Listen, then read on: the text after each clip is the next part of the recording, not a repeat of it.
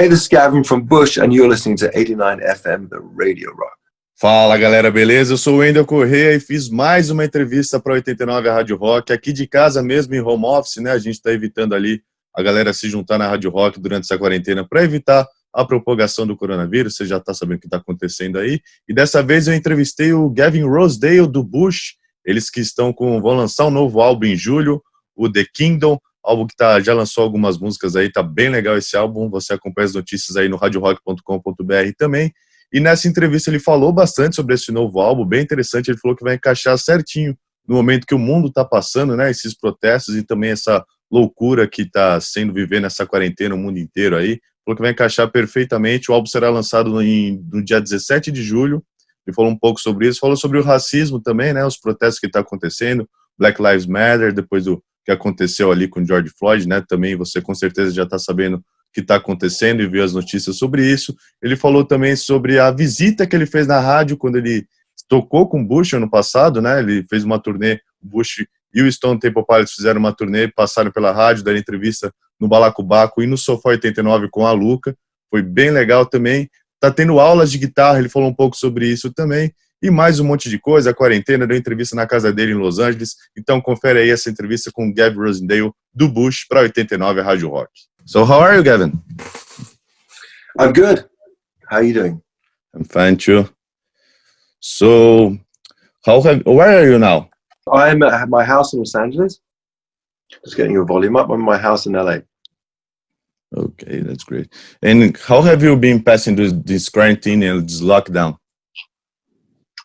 Well, they've had, there's been times when it's so dominated now with the protesting that it's hard to think back. But yeah, like just 2 weeks ago, it was all about COVID and what was I doing and playing guitar and doing interviews and staying safe and wearing a mask. And now it's just like, how can we help end racism?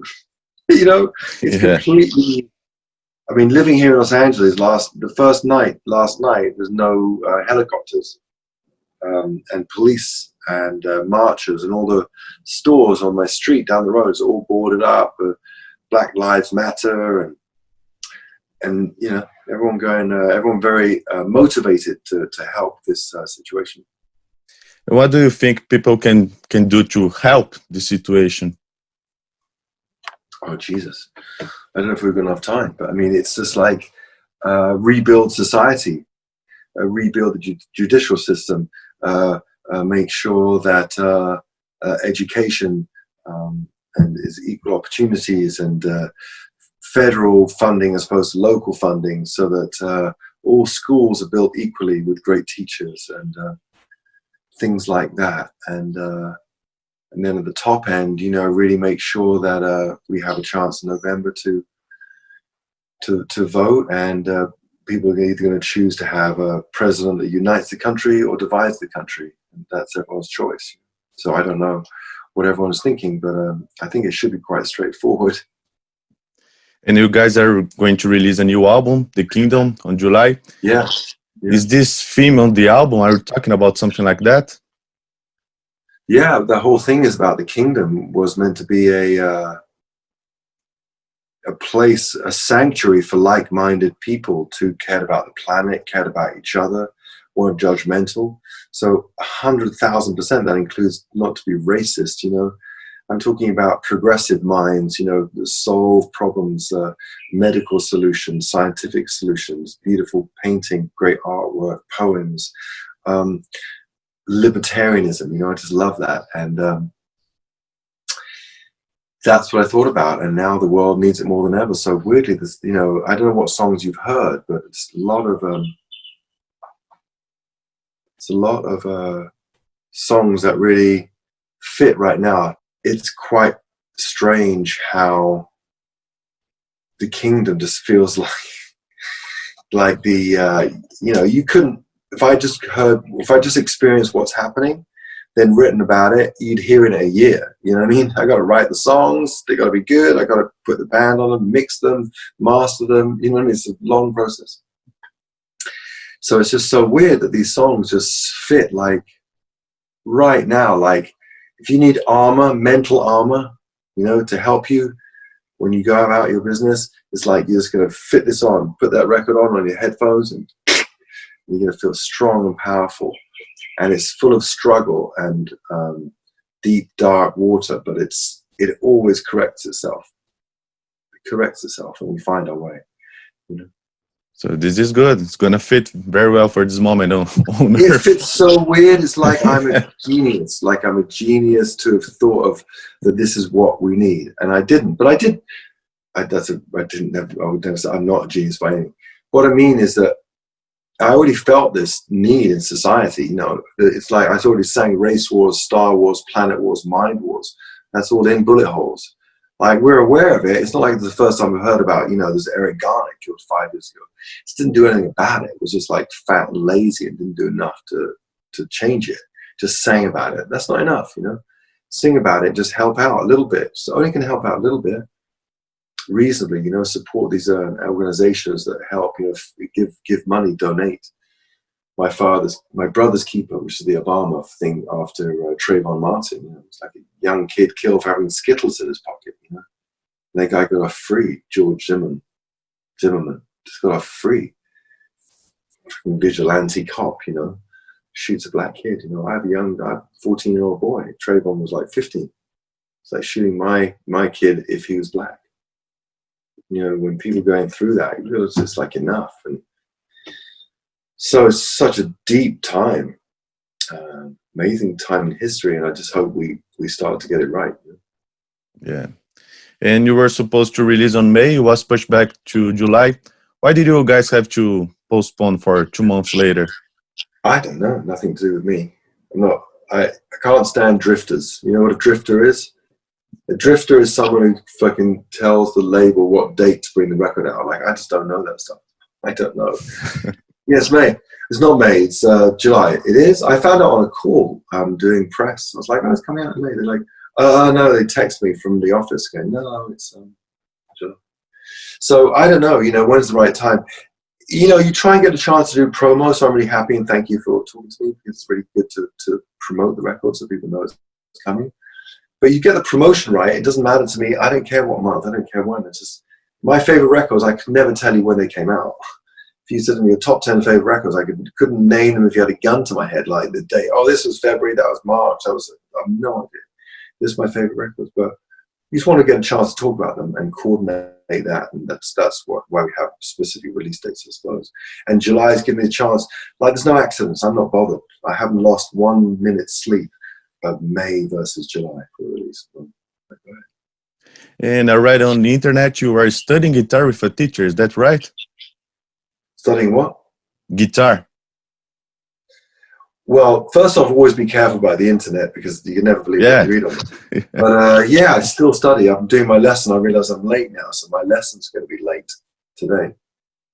I start at 12, so I guess I won't make that. But yeah, it's like incredible journey how to be good at your craft, you know. So studying is good.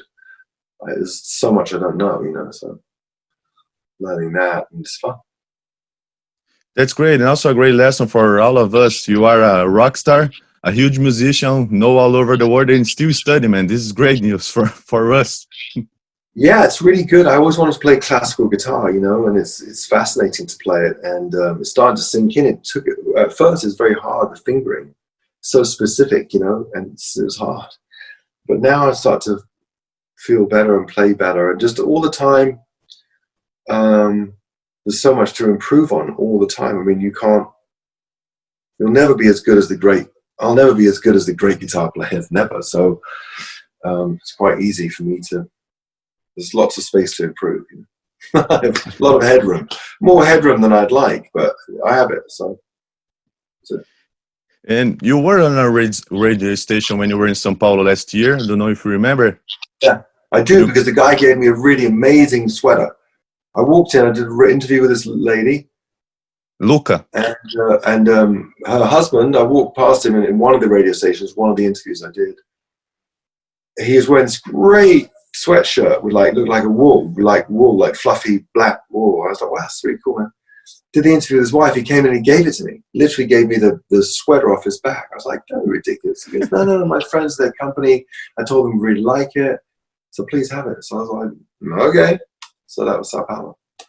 I also ate at Dom, so I met Alex Atala, and that was a really incredible thing for me because I'm a big, I follow all the restaurants and the chefs around the world, and I like to cook and eat, and so to eat at Dom was fantastic, and I had Alex Atala come to the show, and that was amazing. And then I met another chef,